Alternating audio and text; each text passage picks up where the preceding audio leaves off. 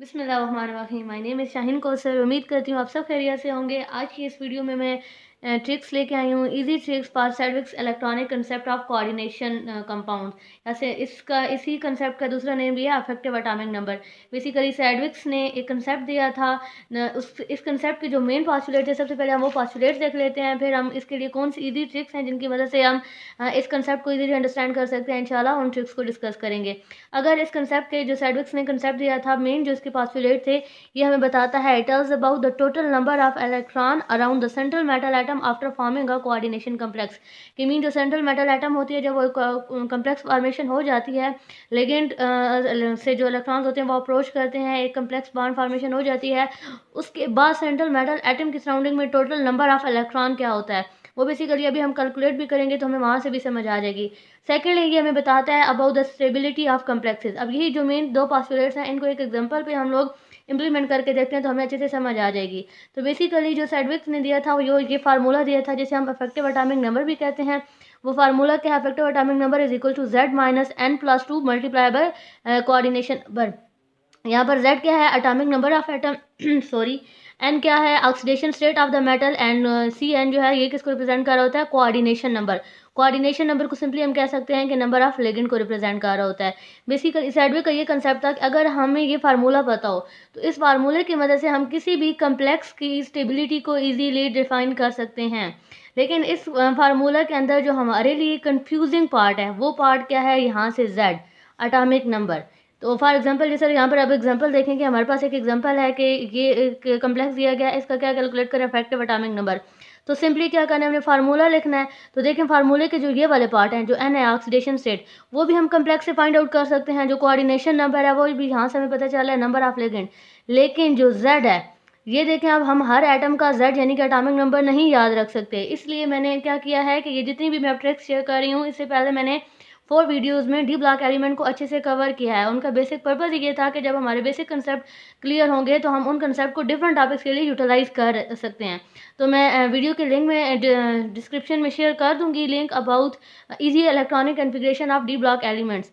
और मैं आपको सजेस्ट करूंगी कि अगर आपने वो एक वीडियो देख ली related to D block elements, तो इंशाल्लाह आपको इफेक्टिव एटॉमिक नंबर कैलकुलेट करना आ जाएगा।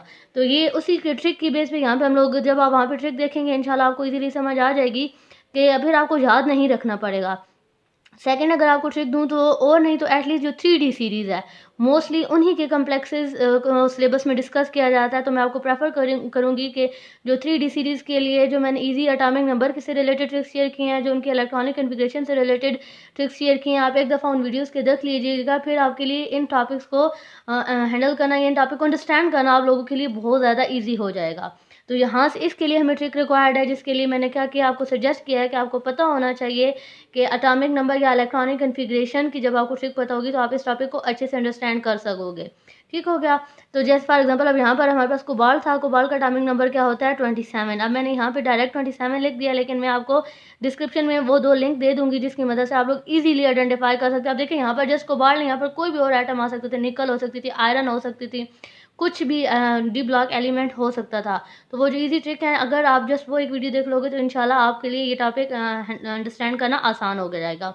तो यहाँ पर हम लोग जब वैल्यू पुट करेंगे Z की और आगे N की, N देखिए बाकी तो जो फैक्टर्स हैं ये हम क्या कर सकते हैं, यहाँ से कैलकुलेट कर सकते हैं। फॉर एग्जांपल इसके अगर ऑक्सीडेशन स्टेट देखें तो यहाँ पर देखें ऑक्सीडेशन स्टेट के लिए जो कैलकुलेट करने के लिए हमें जो चीज़ रिक्वायर्ड होती है, वो लिगेंड का चार्ज भी मैटर कर रहा होता है। इंशाल्लाह मैं कोशिश करूँगी कि इन फ्यूचर लिगेंड के जो चार्ज होते हैं वो कैसे फाइंड आउट कर सकते हैं, उस पर भी मैं वीडियो अपलोड करने की कोशिश करूँगी। लेकिन अगर अभी के लिए हम देखें तो हमारे पास यहाँ पर लिगेंड क्या है? अमाइन है, मतलब न्यूट्रल है। न्यूट्रल का क्या मतलब है? इसका कोई इफेक्ट नहीं है। तो ओवरऑल जो ऑक्सीडेशन स्टेट है वो कोबाल्ट की ही है, जो कि यहाँ पर क्या है? 3 है। ठीक हो गया? उसके बाद अगर आगे कोऑर्डिनेशन नंबर देखा जाए तो वो क्या है? 6। कोऑर्डिनेशन नंबर क्या होता है? Number of ligands. तो जब इन सारी वैल्यूज़ को हम फार्मूले में पुट करेंगे तो हमारे पास जो इफेक्टिव एटॉमिक नंबर आ जाएगा, या जो हम कह सकते हैं कि जो हमारा फर्स्ट पोस्टुलेट है कि जो टोटल नंबर ऑफ इलेक्ट्रॉन्स हैं around central metal atom after forming the coordination complex, वो हमने फाइंड आउट कर लिए हैं, जो कि इस कम्प्लेक्स के लिए कितने हैं? 36। बेसिकली ये जो 36 है ये नंबर ऑफ इलेक्ट्रॉन्स आया of the central metal atom after forming the coordination complex. अब इसका जो सेकंड पोस्टुलेट है कि how it explain the stability, उसके लिए जस्ट आपने ये 3 डिजिट्स याद रखने हैं कि अगर हमारा इफेक्टिव एटॉमिक नंबर 36 आए, 54 आए, 86 आए या इनसे इनके अराउंड कोई नंबर आए, इनका कोई नियर नंबर आए, तो इट्स मीन कि वो हमारा कम्प्लेक्स स्टेबल है।